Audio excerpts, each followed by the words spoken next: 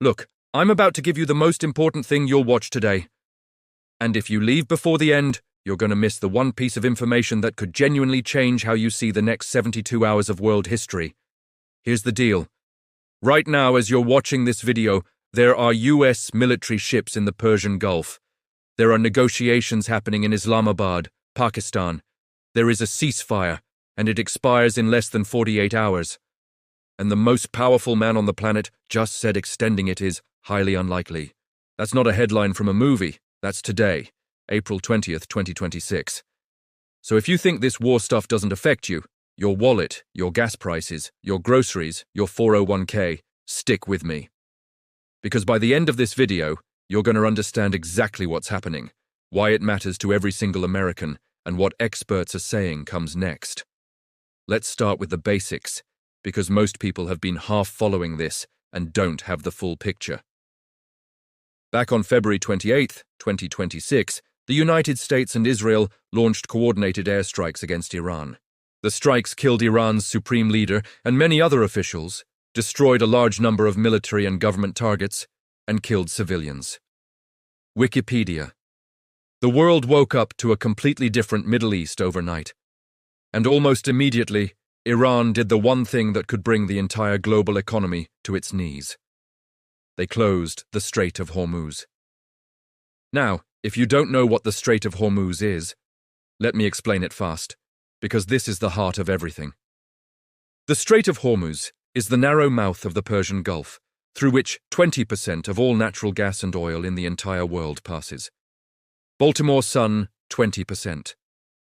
1 out of every 5 barrels of oil that powers cars, factories, planes, ships, heating systems, it goes through that tiny stretch of water, and Iran basically put a padlock on it. The International Energy Agency called this the largest supply disruption in the history of the global oil market. Wikipedia. The head of the IEA called it the greatest global energy security challenge in history. So yeah, this isn't small. Now here's where it gets really intense. And this is the part most news channels aren't connecting the dots on. Brent crude oil prices surged 10 to 13% to around $80 to $82 per barrel almost immediately after the war started. By March 31st, gas prices hit $4 per gallon, a 30% surge driven directly by this war. Wikipedia. You felt that. I know you did. Every time you pulled up to a gas station and winced at that number on the pump. That's the Strait of Hormuz. That's this war in your everyday life. Gas prices were rising 5 to 10 cents per gallon daily at the peak of the crisis. CNBC, daily, every single day, more expensive. And it's not just gas. The Food Policy Institute warned of long-term increases in food prices due to disruption in fuel and fertilizer markets. Wikipedia.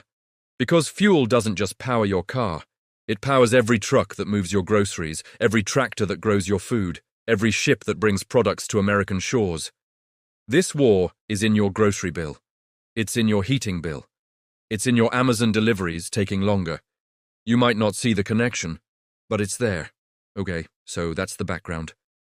Now let's talk about what's happening right now in the last 24 hours, because things have moved fast. On Sunday, the US Navy fired on and seized an Iranian cargo ship in the Gulf of Oman. CNN US forces fired on the ship's engine room to stop it. American Marines boarded it. Iran's military immediately warned it would respond.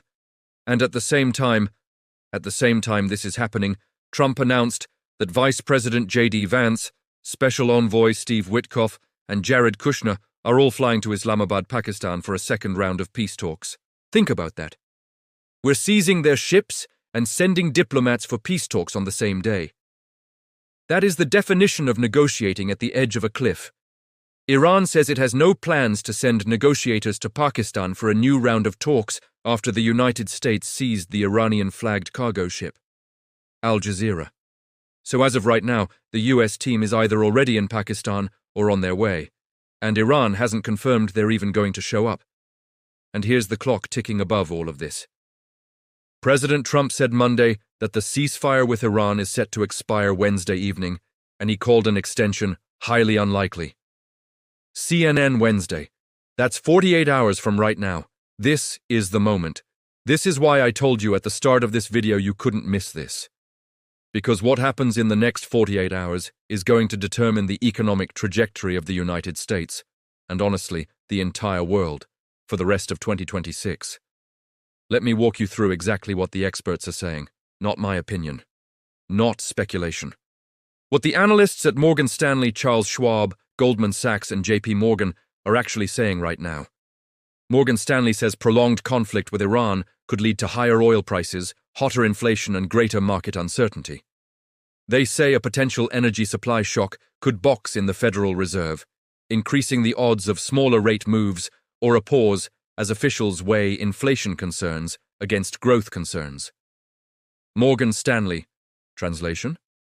If this war ramps back up, the Fed cannot cut interest rates the way people have been hoping, which means mortgages stay expensive, car loans stay expensive, business loans stay expensive. The economic recovery that Americans have been waiting for, delayed, potentially indefinitely. Goldman Sachs economists said the spike in oil prices and increased uncertainty have kept the Fed firmly in wait-and-see mode. They're forecasting a combination of rising unemployment and limited progress on inflation, expecting 2 rate cuts in September and December at the earliest, which is actually more aggressive than current market pricing, which shows no cuts until at least mid-2027. CNBC. You hear that? Goldman Sachs is being optimistic. The market is pricing in no rate cuts for over a year. Chief economist Joseph Brusuelas at RSM drew a clear line at $125 per barrel of West Texas Intermediate crude as the point where demand destruction begins to accelerate and broaden out.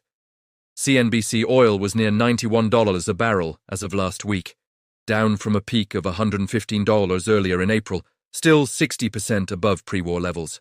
If war resumes and that number climbs back toward $115, $120, $125, you're looking at 5+ gas. You're looking at airline prices spiking. You're looking at logistics costs exploding across every industry. Now let me break down the 3 scenarios the experts are mapping out, because this is important and nobody's laying this out cleanly for you. Charles Schwab published a breakdown of the scenarios they see as most likely right now. The moderate case: a sustained wind down in military operations and a gradual normalization of energy flows. Oil prices may remain elevated through the second quarter due to the cumulative supply impact.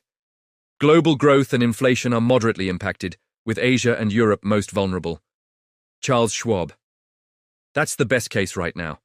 Notice even the best case still has oil elevated and global growth hit. The adverse case: military operations fade, but limited strikes continue that impede traffic through the Strait and continue to impair global energy infrastructure. This could keep energy prices elevated into the second half of 2026.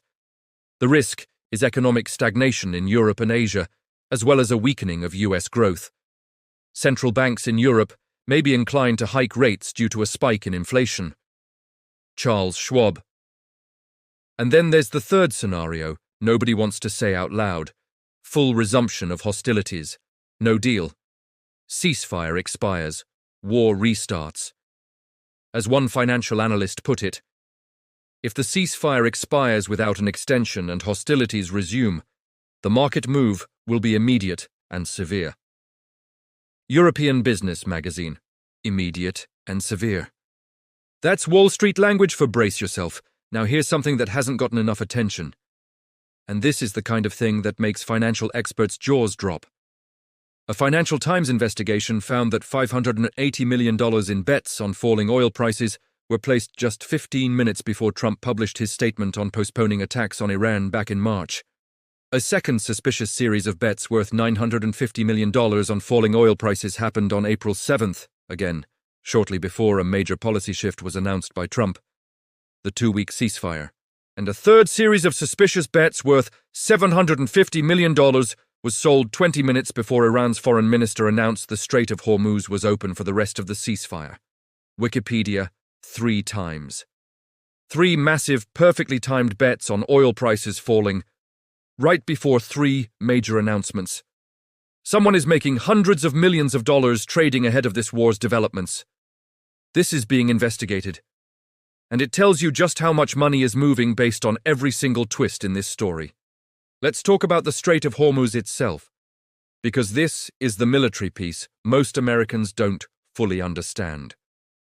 Retired General Wesley Clark told CNN that reopening the Strait of Hormuz by force is a much, much tougher problem for the US than keeping Iran's ports closed.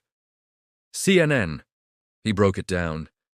It's the mines, the speedboats, the missiles, the sea-skimming missiles, the cruise missiles, the ballistic missiles, the possible artillery fire that could be brought to bear. This is a very constrained area, Clark said. I don't know if we have a military option really to do it, CNN. A former NATO Supreme Commander is saying the US might not have a viable military option to force open that strait.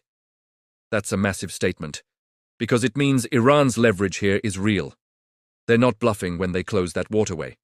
And reopening it by force would mean a level of casualties and military complexity that even the Pentagon is grappling with. And on the other side, Iran's parliament speaker said the US and Iran are still far from a final agreement. CNN far from a final agreement, with 48 hours on the clock. Let's zoom out and look at the bigger picture, because this war doesn't exist in isolation. There are two major wars happening simultaneously right now, and they're connected in ways that most people aren't seeing. Today is the 1,517th day of Russia's large-scale armed aggression against Ukraine. In just the past 24 hours, 206 combat engagements were recorded. Russia carried out 71 airstrikes, dropping 253 guided aerial bombs. They also deployed 7,767 kamikaze drones and conducted 2,916 shelling attacks on populated areas. Emperor, that's in one day. Over 7,700 drones in a single day. The scale of that war continues to be absolutely staggering, and here's how these two conflicts connect. Russia benefits every single day the US is distracted by Iran. Every hour that American diplomatic bandwidth, military resources and political attention is focused on the Persian Gulf is an hour Russia can push harder in Ukraine without the same level of scrutiny. The geopolitical chessboard right now is more complex than at any point since World War II. Iran's foreign minister blamed the US for insecurity in the Strait of Hormuz during a phone call with Russia's Sergei Lavrov. In response, Lavrov emphasized the necessity of maintaining the ceasefire. Russia is positioning itself as a peacemaker even as they actively support Iran's economic position. CNN, Russia, China, Iran. These three countries are watching every American move right now, very carefully coordinating their responses. Now I want to talk about what's happening in the Gulf states, because this is something you're not seeing covered enough. The Gulf states are deeply divided about what they want to see happen next, according to Hassan al-Hassan, a fellow for Middle East policy at the International Institute for Strategic Studies. CNN. The UAE has been consistent from early in the war, having been on the receiving end of the majority of Iranian attacks, wanting to see Iran thoroughly weakened. Bahrain is aligned with this position. On the other side, Qatar and Oman have called for diplomatic solutions to end the war, while Saudi Arabia and Kuwait have shown ambivalence, and nobody's quite sure where they stand. CNN.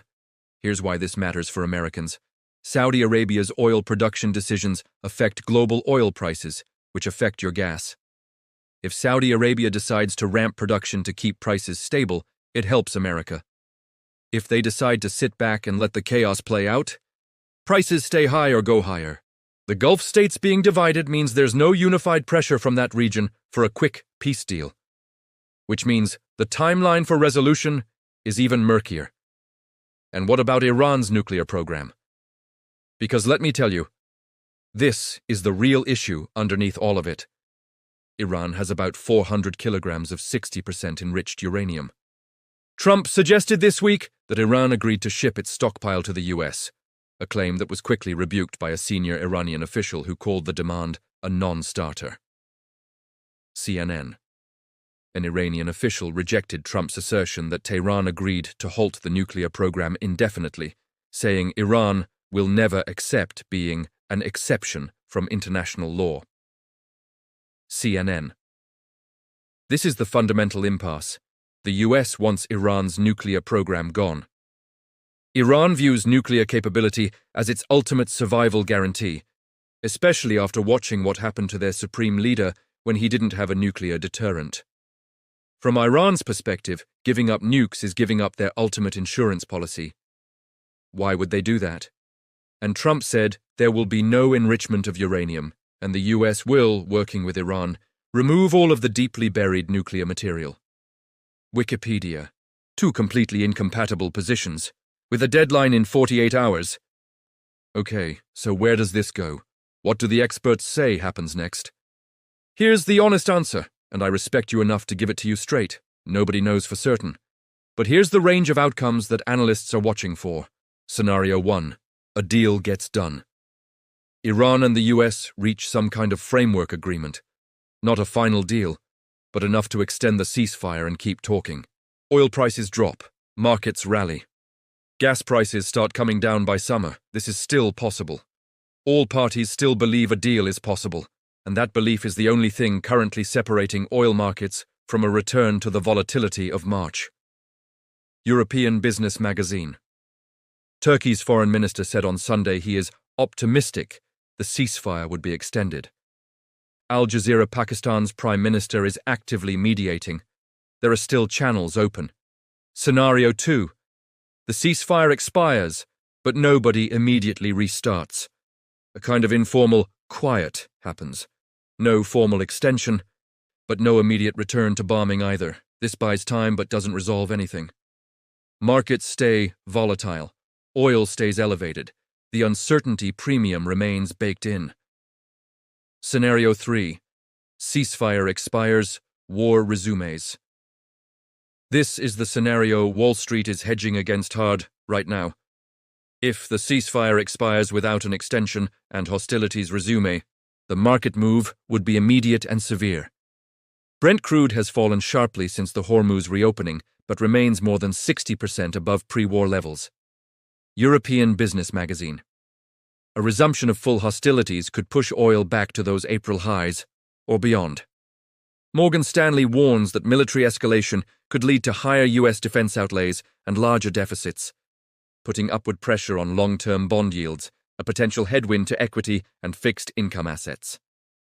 Morgan Stanley. That means your retirement account, your 401k, your investments. Here's what you need to be paying attention to in the next 72 hours.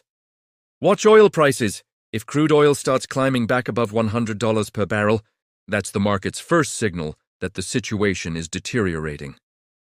If it drops toward $80, the market believes a deal or extension is coming. Watch whether Iran shows up to Islamabad. As of this recording, Iran has not confirmed they're sending diplomats. If they don't show, that is a major red flag. That's the market's second signal. Watch Trump's Truth Social. I know that sounds ridiculous.